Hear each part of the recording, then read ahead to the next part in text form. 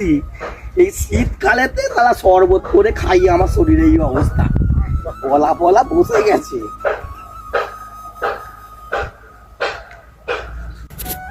আর এখানে তো মূলগুলো এখনো কচি রয়েছে, কাকে দেবো, দেওয়ার তো কেউ নেই, রয়েছি শ্বশুর বাড়িতে, সেই নিজেদেরকেই খেতে হবে। রইল এখন তো চতুর্দিকে চোরের উৎপাত, কাকে কি বলবো। ও মানুষ রয়েছে, বেড়া দিয়ে রাখতে হয়। আরে বিলাস, তুই এখানে কি করছিস?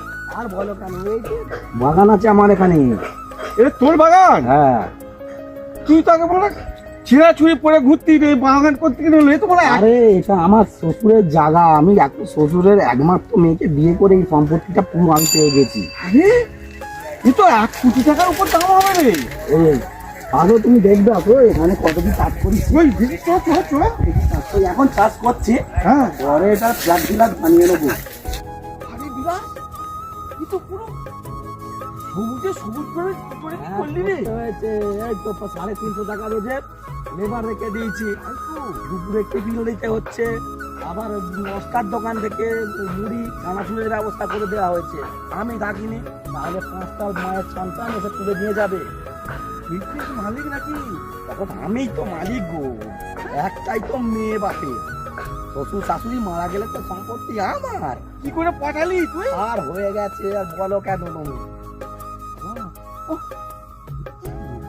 হেভি হয়েছে রে। মূলো হয়েছে, আর ভিতরে সেই ফুল ভেটুরি আছে না, সেগুলো হয়েছে। তাহলে তো শুক্তি বাড়িতে ভালো জমবে রে। হ্যাঁ জমতে খাচ্ছি, কদিন তো এই করছি, কি বলবো তোমার। লাইফ তো ফিরে গেল রে একবার। একদম। চল চাচি তুলে নিয়ে আসি। হ্যাঁ তুলে নিয়ে যাবে, অত সস্তা।